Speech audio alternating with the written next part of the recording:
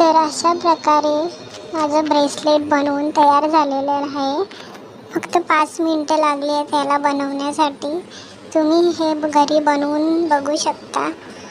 आणि माझा व्हिडिओ आवडला असेल तर लाईक, शेअर, सबस्क्राईब नक्की करा आणि बाजूला दिलेलं बेल आयकॉन पण दाबा, म्हणजे तुम्हाला माझा पुढचा व्हिडिओ बघायला मिळेल.